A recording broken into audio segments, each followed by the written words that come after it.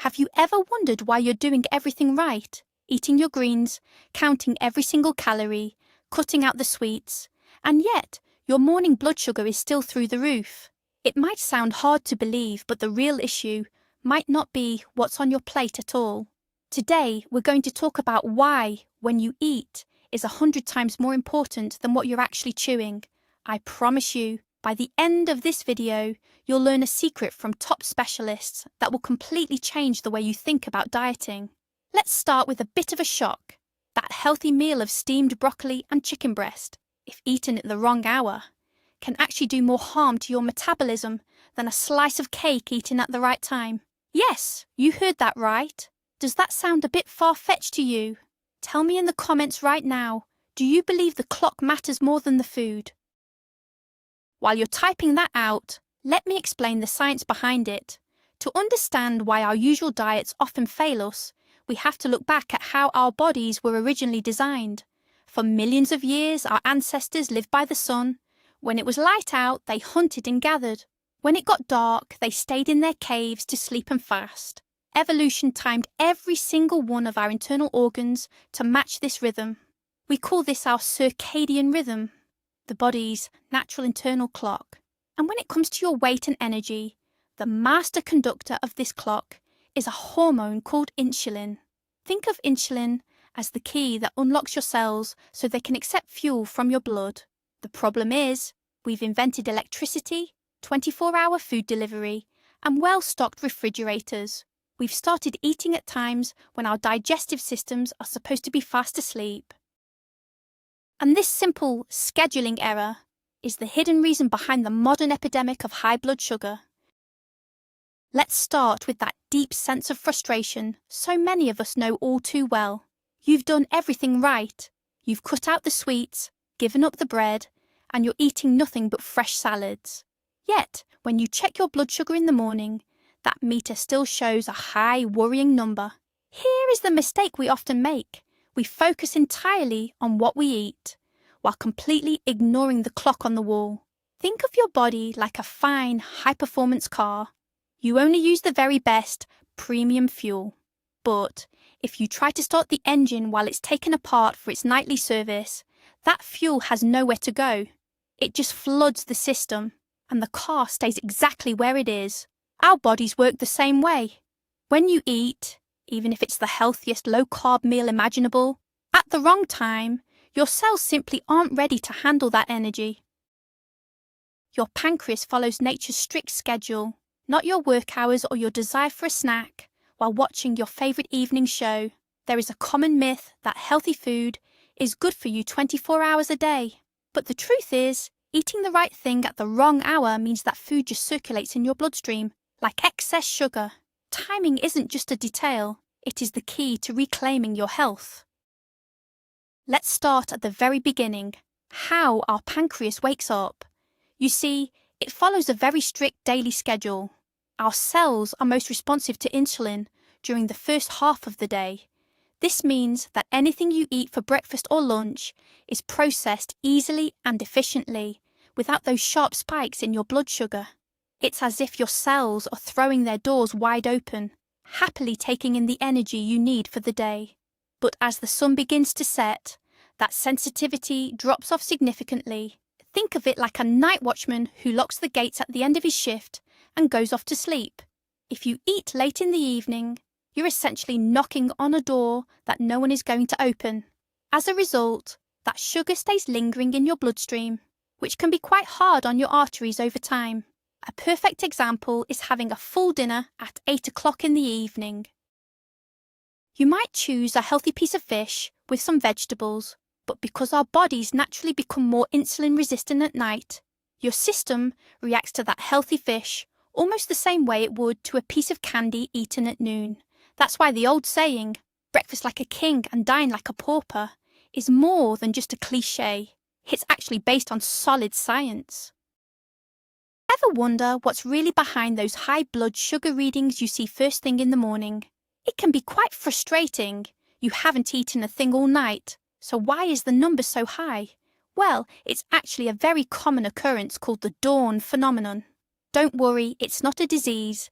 It's just a natural part of how your body works. A few hours before you wake up, your body starts getting ready for the day ahead. To give you the energy you need to get out of bed, your liver releases a small boost of stored sugar into your bloodstream. Think of it as your body's own natural wake-up call. The trouble usually starts if you've had a big meal or a late-night snack the evening before. In that case, your liver's storage tank is already full. When morning comes, instead of giving you a tiny nudge of energy, your liver dumps a huge amount of extra sugar into your system. Sugar that didn't have a chance to clear out overnight. Think of it like a kitchen bin. If you don't empty it in the evening, by the morning it's going to be overflowing. To help settle those morning numbers, you might not even need more medication.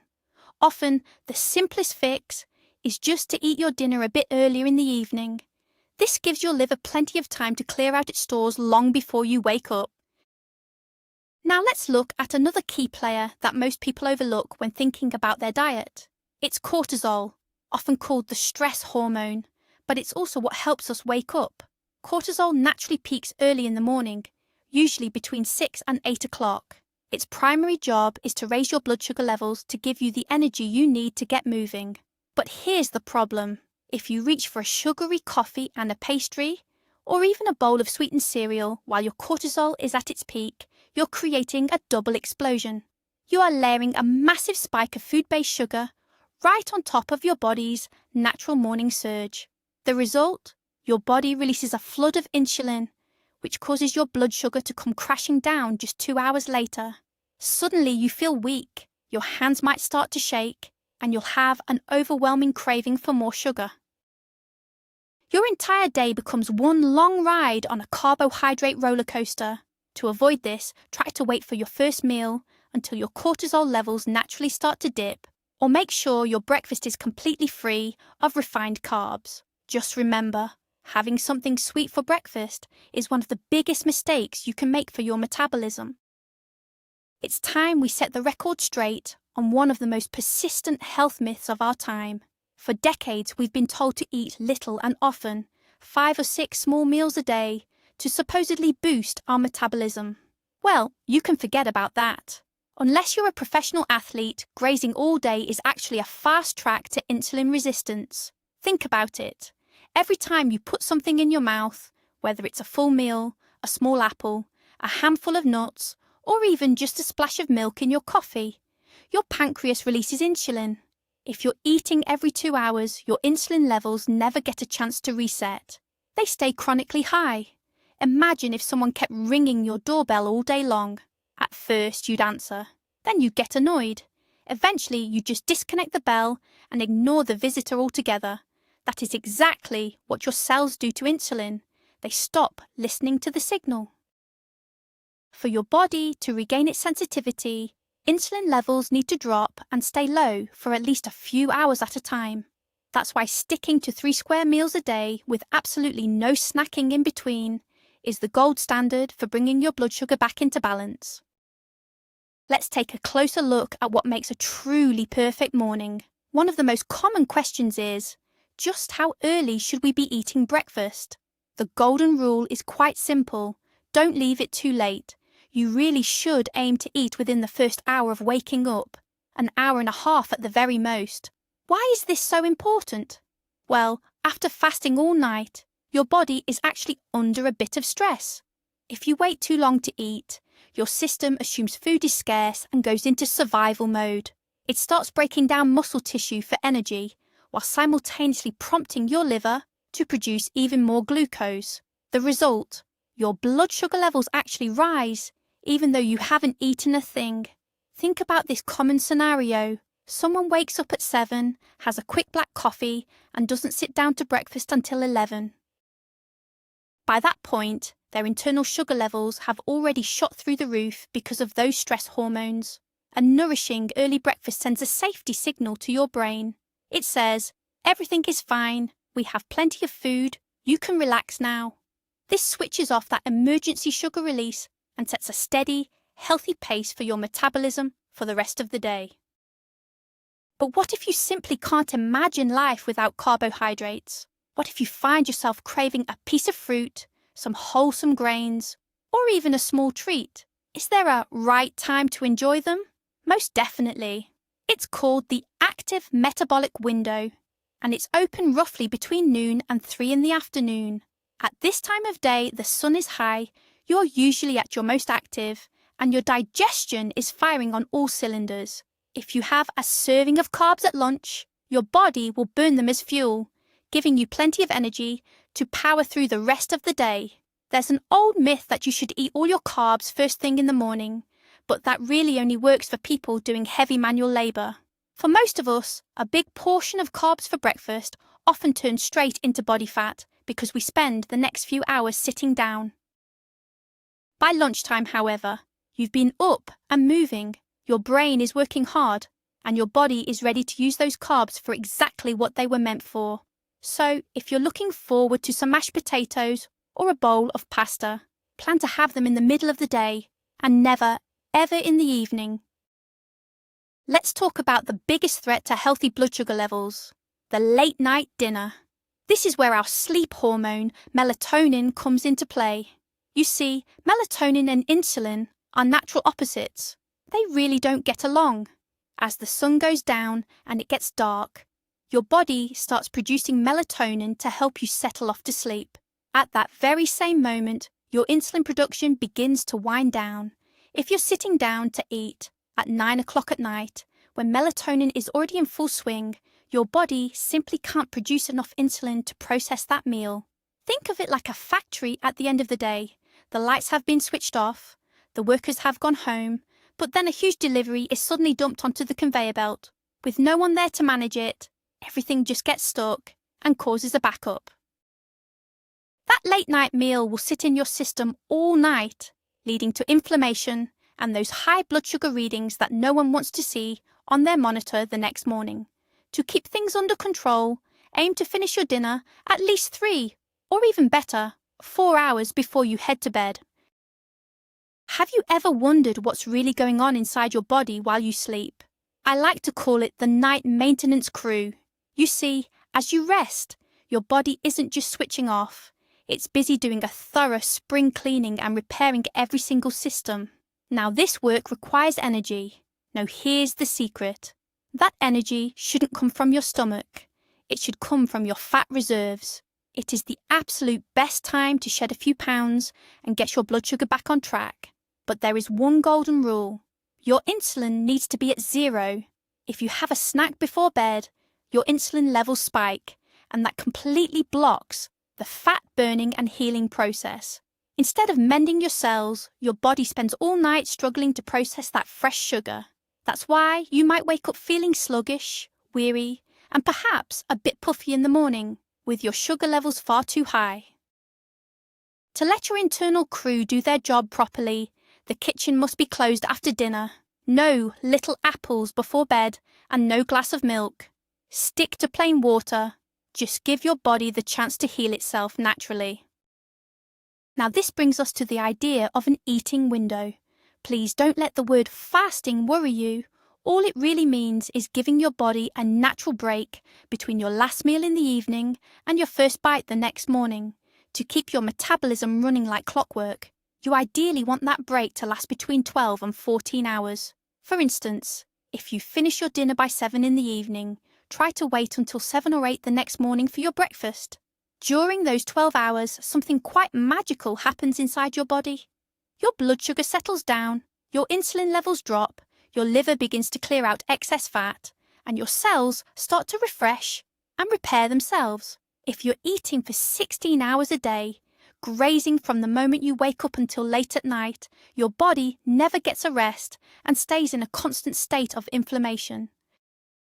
Narrowing your eating time to a 10 or 12-hour window is quite simply the most powerful, natural and completely free tool we have for lowering blood sugar. Here is a simple health secret that surprisingly few people talk about. What do you usually do right after a meal? If you're like most of us, you probably want to head straight for the sofa or settle into your favourite armchair, but that is actually a bigger mistake. The best thing you can do for your blood sugar is to take a gentle 15-minute stroll right after you get up from the table. You see, our muscles have a remarkable ability. When they are moving, they can pull glucose directly from the bloodstream without needing any insulin at all. Think of it as a secret back door into your cells. By going for a walk after you eat, your leg muscles soak up that extra sugar, giving your pancreas a much-needed break. Just look at Italy. They have a wonderful tradition of taking a walk after dinner. Despite all the pasta and pizza, their diabetes rates are significantly lower. So, don't just sit there after you've eaten. Wash the dishes, take the rubbish out, or just have a quick walk around the block. Those 15 minutes of activity can cut your post-meal blood sugar spike in half. Now, let's talk about something that often gets overlooked, yet it's absolutely vital for your health, and that's your sleep. You might be eating all the right things at all the right times, but if you're getting less than 7 hours of rest, or if your sleep is constantly interrupted, your blood sugar is going to stay high. Why does this happen? Well, quite simply, a lack of sleep is a massive stressor on the body. Believe it or not, just one restless night can increase your insulin resistance by 30% the very next morning. It's as if your cells simply close their doors and refuse to let glucose in. But it doesn't stop there. When we don't sleep well, it throws our hunger hormones, leptin and ghrelin, completely out of balance. The day after a bad night's sleep, you'll find that a healthy meal just doesn't satisfy you. Your brain will start craving sweets and fatty foods, desperately trying to find a quick energy fix. This is the moment where willpower is simply no match for your body's internal chemistry. That's why eating well and sleeping well go hand in hand. To keep your blood sugar in check, make sure you're in bed today, and by that, I mean before the clock strikes midnight. Give your body the rest it deserves, and your sugar levels will thank you tomorrow. But what about those of us working night shifts or irregular hours? It's a real challenge, as working through the night can really disrupt your body's natural clock. However, there is a way to manage it. The golden rule for shift workers is this: don't treat the night like the day when it comes to food. Even if you are awake, your digestive system is still trying to sleep. That's why any nighttime snack should be very light and low in carbohydrates. A small serving of protein and some fresh, non-starchy vegetables is the perfect choice. Avoid sweets, sandwiches, or even fruit during the night. Instead, have your main, balanced meal right after you wake up, no matter what time that is. Did you wake up at 3 in the afternoon? That's perfectly fine. That is your breakfast. Treat it as your first meal and start your daily eating window from there. The most important thing is to stay consistent and keep your carb intake low while it's dark outside. It is time we finally debunk one of the oldest myths in nutrition, the idea that a glass of kefir or yogurt before bed is good for your digestion. In reality, dairy products have an incredibly high insulin index. This means that while they might not spike your blood sugar directly, they force your pancreas to release a massive amount of insulin. By drinking kefir late in the evening, you are triggering an insulin surge just as your body is trying to wind down for sleep. As we now know, high insulin levels at night completely block your body's ability to burn fat and often lead to that groggy, tired feeling in the morning. Many people notice that as soon as they give up that bedtime dairy habit, the weight begins to drop off and their morning blood sugar levels improve dramatically. Save your dairy for breakfast or lunch. When it comes to your evening routine, it is simply not your friend. Let's get back to breakfast and talk about what should actually be on your plate. If we've established that sugary cereals and pastries are off the menu, what's left? The secret to keeping your blood sugar steady all day is a breakfast focused on healthy proteins and fats. Think eggs, fish, lean meat, avocado, olive oil, and fresh greens. Why is this so important? A hearty meal without those carbohydrate spikes sets a healthy tone for your hormones for the rest of the day. It digests slowly, giving you a lasting sense of fullness. You won't find yourself reaching for a snack 2 hours later, which means your insulin stays nice and stable. Look at it this way. If you start with a bowl of porridge and honey, you'll be hunting for a biscuit by mid-morning. But if you have a 3-egg omelette with a little bacon and half an avocado, you'll easily make it to lunch without even thinking about food. That is how you manage your sugar, by starting the day the right way. What you eat first thing in the morning determines your appetite and your energy until the sun goes down. Now here's a fantastic little tip that isn't just about when you eat, but the order in which you eat what's on your plate. It's called food sequencing.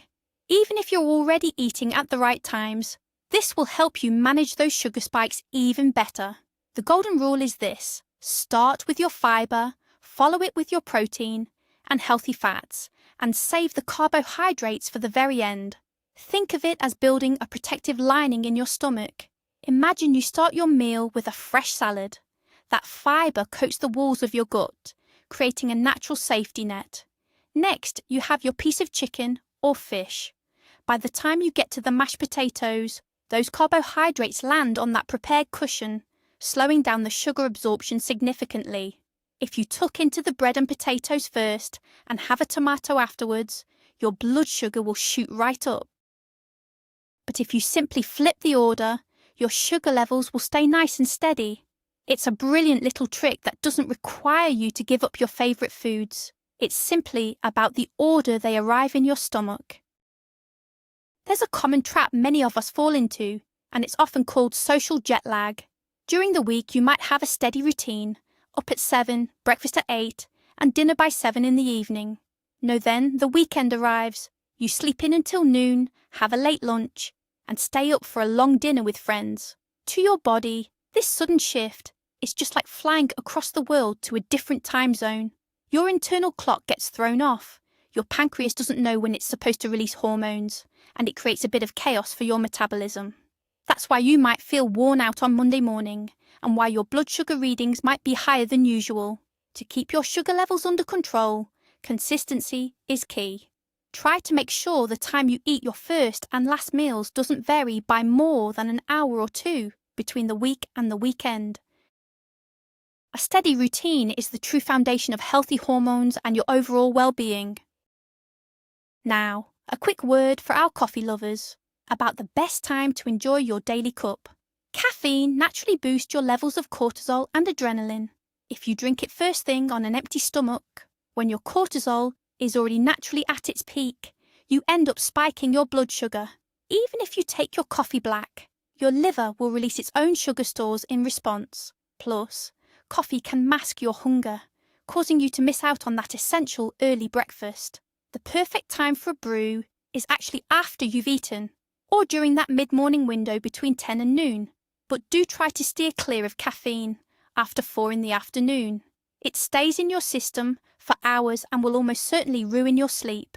And as we know, a restless night leads to higher blood sugar the following morning. Let's face it, we've all been there.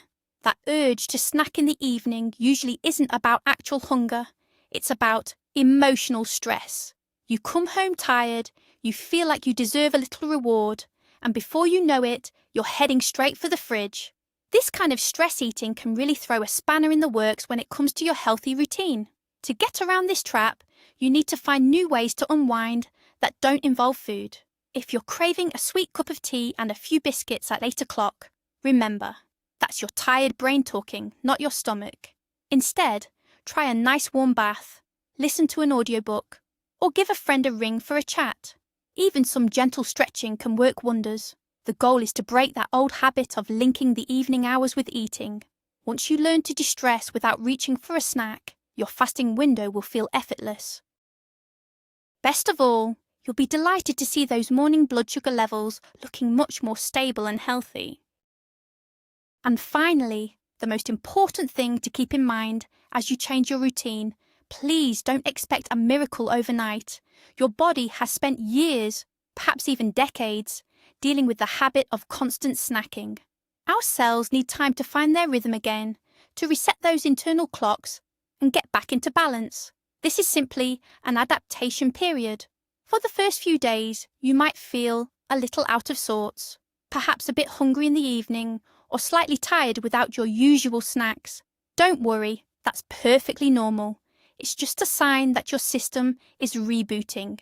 Commit to 21 days of following this new rhythm. Have 3 proper meals a day, an early breakfast, and make sure to finish dinner by 7. And most importantly, no nibbling in between. I can promise you, after 3 weeks, you won't just see much better numbers on your glucose monitor. You'll feel a real spring in your step, a clearer head, and a wonderful sense of lightness. Your health is truly in your own hands, and it all begins with keeping an eye on the clock. So here is the real game changer. It turns out that managing high blood sugar isn't always about strict diets, feeling hungry, or eating tasteless food. It's actually much simpler. It's about getting in sync with your body's natural clock. You can still enjoy the healthy foods you love, but by simply eating them at the right hours, you can give your metabolism a fresh start. Here are the golden rules to remember. Start your day with a hearty breakfast and keep it savoury, not sweet. Save your carbohydrates for lunchtime. Have your last meal at least 4 hours before you head to bed, and most importantly, avoid snacking in between. When you give your pancreas a chance to rest, your body will truly thank you. Thank you so much for watching until the very end. If you found this helpful and it's given you a new perspective on your daily routine, please subscribe to the channel and give this video a like. Feel free to share this with your friends and family. It might be just the change someone needs. Now I have a question for you. Which of these timing rules do you think will be the hardest to follow? Let's start a conversation in the comments below.